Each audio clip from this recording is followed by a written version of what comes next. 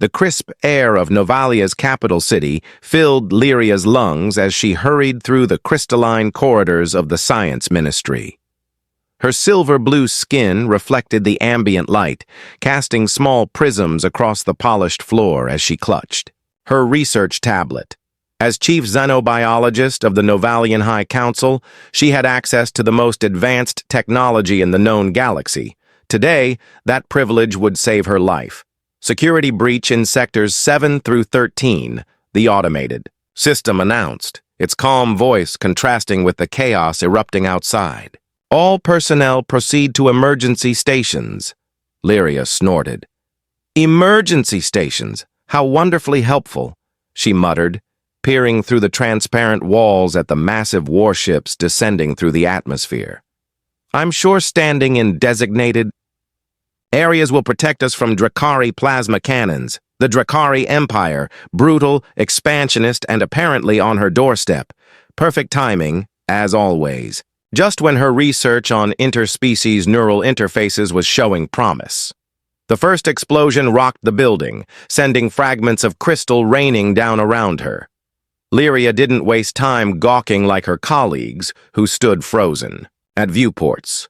Instead, she sprinted toward the private hangar where her research vessel was docked. Initiating emergency departure protocols, she commanded as she entered the ship, and let's try not to die today.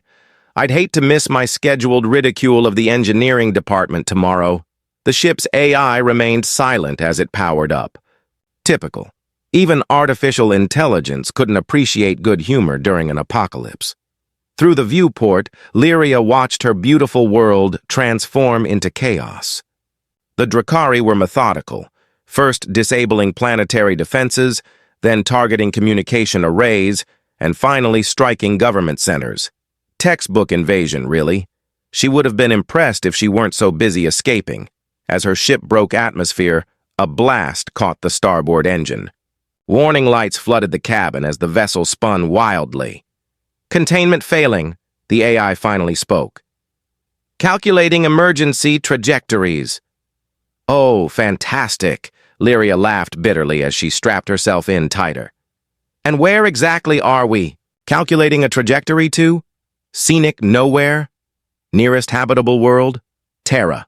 Local designation? Earth.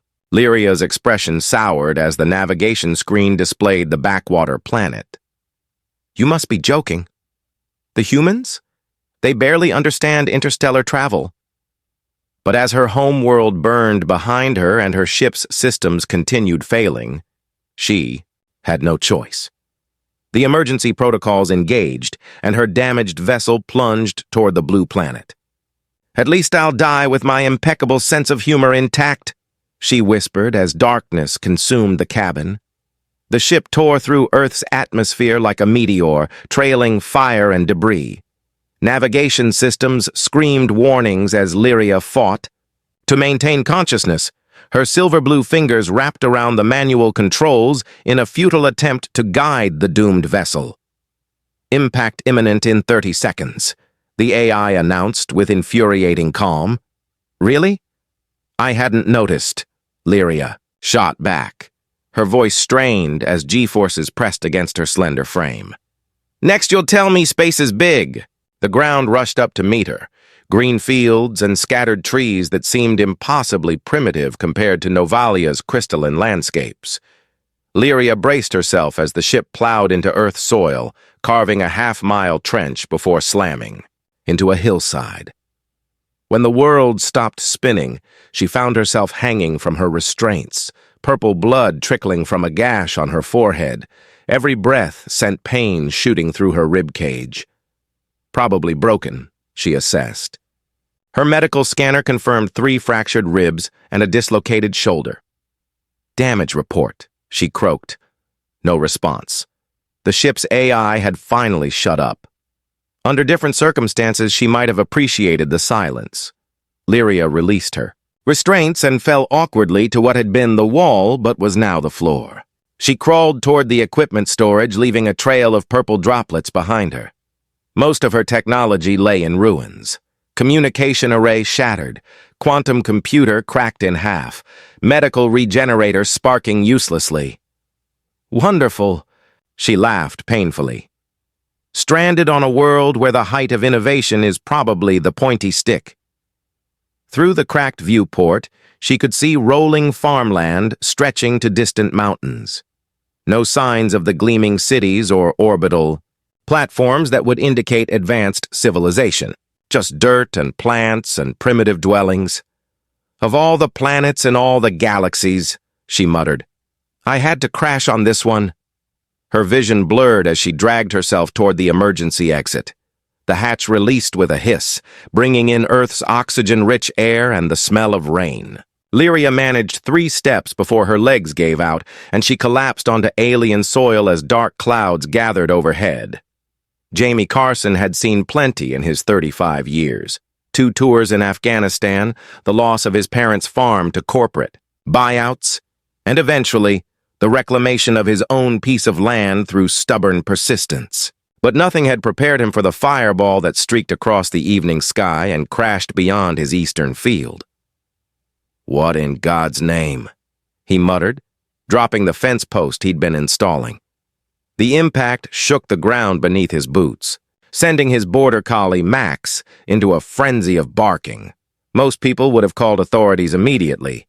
Jamie wasn't most people. Too many years in combat had taught him to assess situations himself first. He grabbed his first aid kit from his truck along with a flashlight, whistled for Max to follow, and set off toward the rising smoke.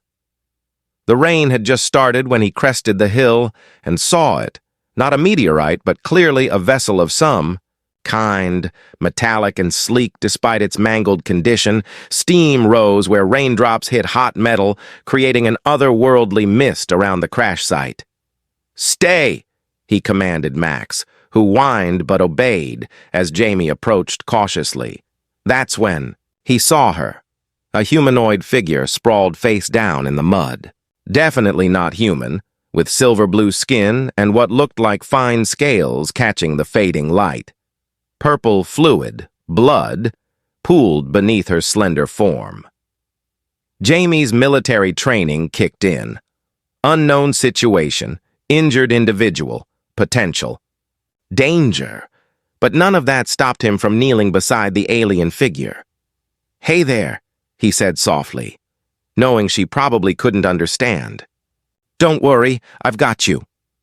Up close, her injuries looked severe. Strange anatomy aside, he recognized trauma when he saw it. Carefully, he rolled her onto a tarp from his pack, noting her shallow breathing and the strange angle of her shoulder. Looks dislocated, he said to himself. Let's get you somewhere dry. Despite her tall, slender build, she was lighter than expected. Jamie wrapped her in his jacket and lifted her as gently as possible. Max circled anxiously as Jamie carried her toward his farmhouse, rain now falling steadily around them. In his small kitchen, Jamie cleared the table with one sweep of his arm and laid her down.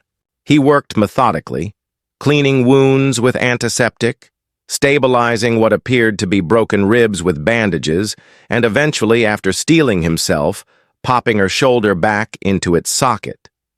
Throughout it all, the alien remained unconscious, giving Jamie time to process the impossibility of her existence, an actual extraterrestrial on his farm in rural America. And yet, looking at her pained expression, all he saw was someone who needed help.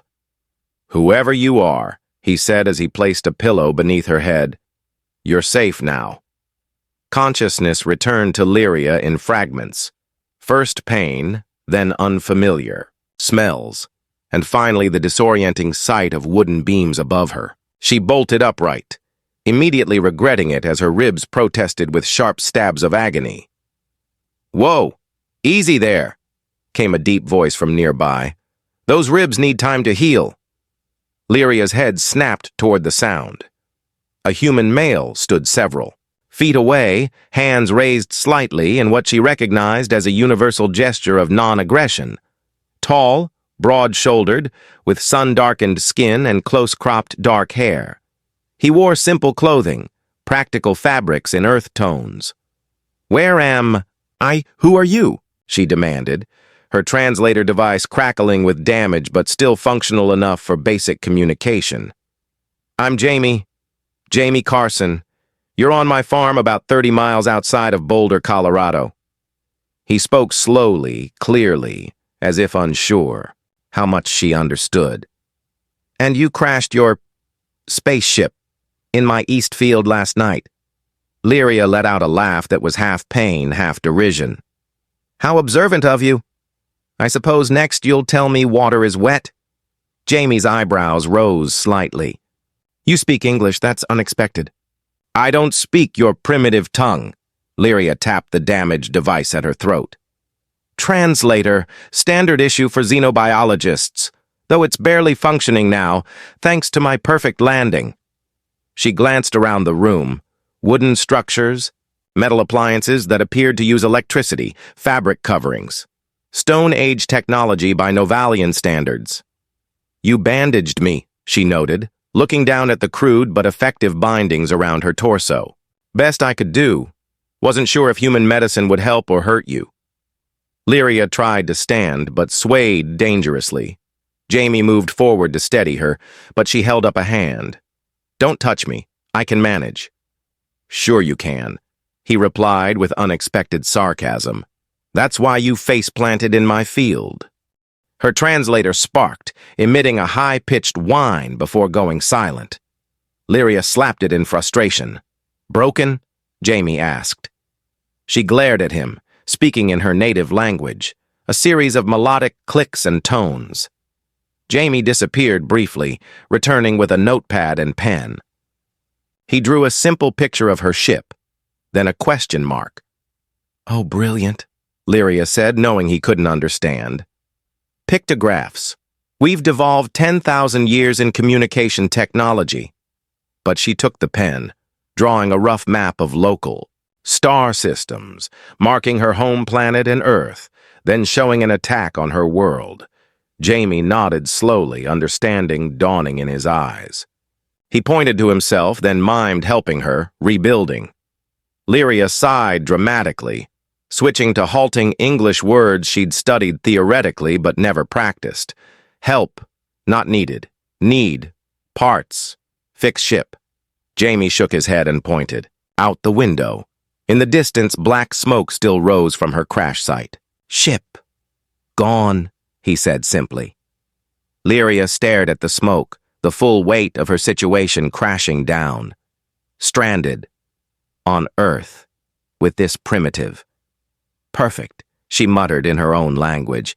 "Just perfect." Days passed slowly on the farm, each one a fresh exercise in frustration for Lyria. Her body healed faster than a human's would, but far slower than if she'd had access to Novalian medical technology. From her makeshift bed on Jamie's couch, she watched him go about his daily routines, with grudging curiosity.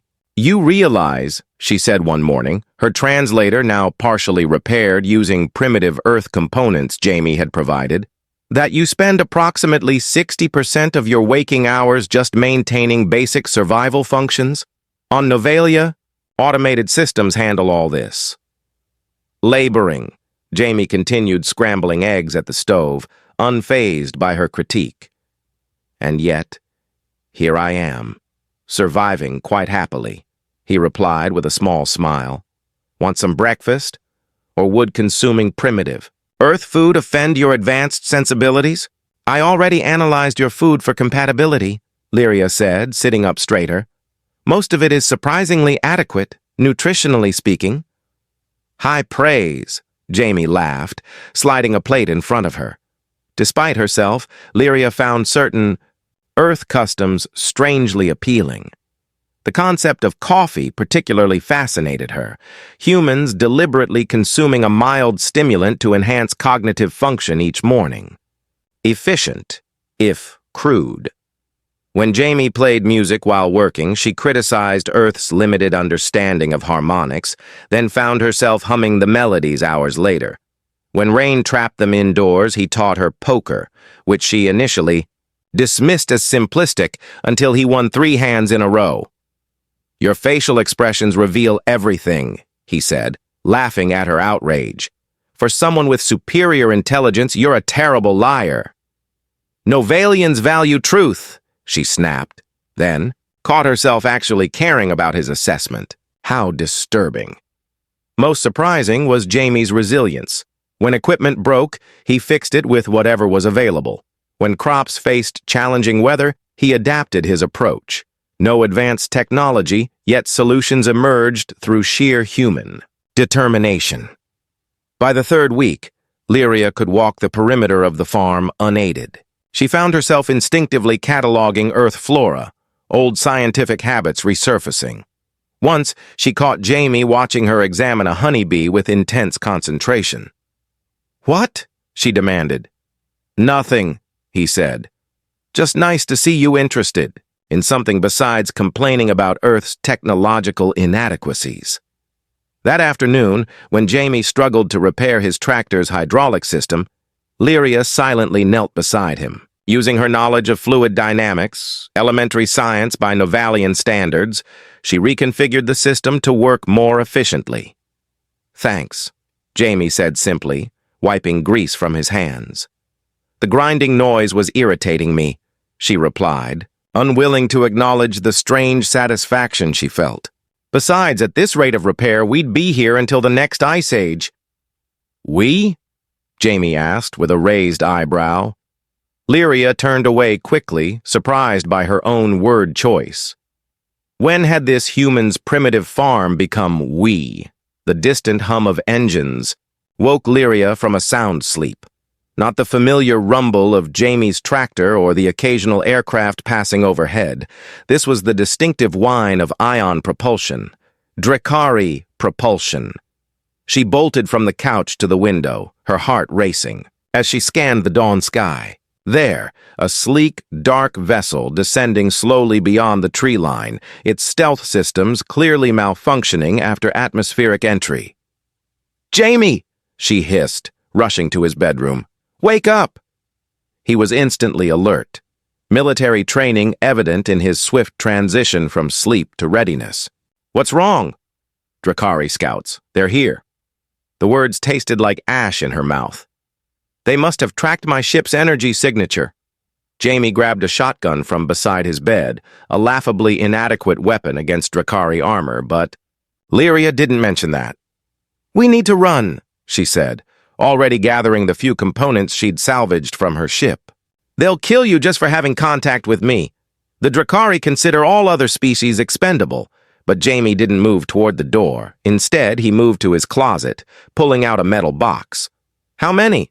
"Standard scout party, probably 3, maybe 4. She stared at him incredulously. "Did you not hear me? Running is our only option."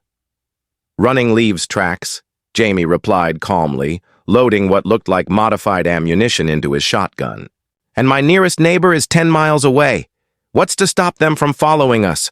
Or worse, hurting innocent people looking for us?" He tossed her a small device. "Two-way radio. Keep it with you." Lyria felt panic rising. "Your primitive weapons can't harm Drekari battle armor. This isn't bravery, it's suicide." Jamie's expression hardened. "I'm not planning to fight them head-on, but I'm not abandoning my home either." He glanced out the window. "Do they know exactly where you are?" "No. They'll be scanning for Novalian biosignatures. They're thorough, but it will take time to narrow down my precise location." A slow smile spread across Jamie's face. "Then we have an advantage. They don't know this terrain. I do." Within minutes, he had outlined a plan so audacious Lyria could only stare at him. It shouldn't work. It couldn't work. And yet, the root cellar is lined with lead from the old days. "Might mask your biosignature," Jamie explained, showing her the hidden entrance beneath the pantry floor. "I'll lead them away from the farm." "And when they catch you?" Lyria demanded. "They won't," he said with such conviction that she almost believed him. "Trust me." That word again. Trust. Such a simple concept, yet it had been centuries since Novalians had needed to trust anything but technology. "This is insanity," she muttered, even as she helped him prepare the distractions around the property. "Complete, utter human insanity." Sometimes insanity is our specialty. Jamie winked as he shouldered his pack. Stay hidden until I radio. If I'm not back by nightfall... You'll be back, Lyria interrupted, surprising herself with the fierceness in her voice. You'd better be back. Hours passed like years in the darkness of the root cellar. Lyria huddled among preserved foods and gardening supplies, clutching the radio and listening to the occasional crackle of Jamie's voice, cryptic messages about leading the hunters through ravines and doubling back through streams. By sunset, the radio had been silent for too long. When the cellar door finally opened, Lyria nearly collapsed with relief at the sight of Jamie's dirt-smeared face. They're gone, he said, extending a hand to help her up. For now. Only when they reached the kitchen did Lyria notice the dark, stains spreading across his side. You're injured! Just a graze. Jamie winced as she helped him to a chair. Their weapons pack a punch, but they're not great shots. Lyria's hands trembled as she cleaned the energy weapon burn, applying earth, medicine that seemed pathetically inadequate. This is my fault, all of it. And suddenly something inside her broke. The carefully constructed wall of sarcasm and superiority crumbled as weeks of suppressed grief and fear rushed forward. Her home, her people, her entire civilization, gone. She sank to the floor, silver tears streaming down her blue-tinged face. They're all dead, she whispered. Everyone I knew, everything we built, thousands of years of advancement, gone in a day. She expected Jamie to offer platitudes or awkward silence. Instead, he simply sat beside her on the floor, his strong arm wrapping around her shoulders, pulling her against him. The gesture was so unexpectedly gentle that it broke something else inside her, not grief this time, but the rigid belief in her own isolation. Lyria found herself clinging to him, this human she'd considered primitive just weeks ago. I was leading a research team, she said between shuddering breaths. Neural interfaces between species. We were so close to a breakthrough that could have unified the galactic community. Now I'm the only one left. Jamie's hand moved in slow circles on her back, saying nothing, simply listening. The Drekari will strip every resource from my world, enslave any survivors, then move on to the next system, she continued. They've done it 12 times before. Earth is, probably in their path. Jamie nodded slowly, absorbing the immensity of her words. When he finally spoke, his voice was calm but resolute. Then we'll stop them. Lyria pulled back, staring at him in disbelief. You don't understand what you're saying. Their technology isn't everything, Jamie said, his eyes steady. You've been here long enough to see that. Humans have faced impossible odds before. We're still here. Against all logic, against everything she knew about galactic power dynamics, Lyria found herself believing him. Jamie's barn became their workshop, cluttered with salvaged components from Lyria's. Ship mixed with Earth electronics and tools. Metal shelving held circuit boards next to tractor parts, while salvaged alien power cells sat beside car batteries. This will never work, Lyria sighed, staring at the half-assembled communication array. Connecting quantum entanglement relays to your primitive electrical grid is like trying to power a starship with a hamster wheel. Jamie looked up from where he was carefully stripping copper wire. You know, for someone so smart, you have a remarkable gift for missing the obvious, he said with a laugh. And what's that? She asked, arching an eyebrow ridge. You don't need to rebuild a perfect Novalian device. You just need something that works. Lyria rolled her eyes. Yes, thank you for that profound insight. The issue isn't philosophical, it's technical. Your planet lacks the necessary materials and precision manufacturing. Jamie put down his wire cutters and picked up a circuit board. You're thinking like a Novalian engineer working with what you know. But Earth has different resources and technologies. Maybe we need a hybrid approach. She was about to dismiss his suggestion when something in his words struck her. A hybrid approach. Not Novalian, not Earth. Something new. Over the next days, Jamie brought in items she'd never considered. Old smartphone components, RF modulators from ham radios, even crystalline structures grown in his kitchen using simple chemical compounds. More surprisingly, he contacted 3 friends, a retired electrical engineer, an amateur radio enthusiast, and a computer programmer, who arrived with equipment and questions but no shock at meeting an alien. Humans, it seemed, were remarkably adaptable. Military buddies, Jamie explained. People I trust with my life, and yours. The programmer, Miguel, discovered that Earth's digital protocols could be modified to interface with Novalian data structures. Sandra, the radio expert, found ways to amplify signals using Earth's ionosphere in combination with Lyria's quantum relay fragments. But it was Jamie who made the breakthrough. "What if," he said one evening, pointing to a schematic, "we don't try to send the signal directly to other star systems? What if we piggyback on existing Drekari communications instead?" Lyria stared at him. "That's actually brilliant. Their scout ships must maintain contact with their fleet. If we can detect their transmission frequencies, we can ride along like a whisper behind a shout," Jamie finished, grinning. When the communication device finally took shape, it looked nothing like Novalian technology. A jumble of Earth electronics surrounding a core of alien components, housed in an old tractor toolbox, ugly but functional. "It won't reach Novalian resistance directly," Lyria explained as they prepared the first transmission, "but it might reach other refugees who can relay the message." As the device powered up, Jamie placed his hand over hers on the activation switch. Together, Lyria felt something shift inside her, pride giving way to partnership. Together, the makeshift transmitter hummed to life, sending their warning out among the stars. Earth is here, Earth is fighting back, and Earth is no longer alone. The captured Drekari scout ship proved more valuable than Lyria had dared hope. Once airborne, cloaked by its own stealth technology, they patched into the Drekari battle network. Critical tactical data flowed across the screens as Jamie piloted the vessel beyond Earth's atmosphere. Their entire invasion strategy, Lyria breathed, scanning the information. Deployment schedules, communication protocols, even contingency plans. She glanced at Jamie with newfound amazement. "Do you realize what this means? We can transmit this to any resistance forces?" Jamie concentrated on the unfamiliar controls, his quick adaptation to alien technology no longer surprising her. "Can you locate other Novalian survivors?" "Better," Lyria replied, fingers dancing across the communication array. "I'm detecting encrypted Novalian frequencies, resistance channels we established before the fall.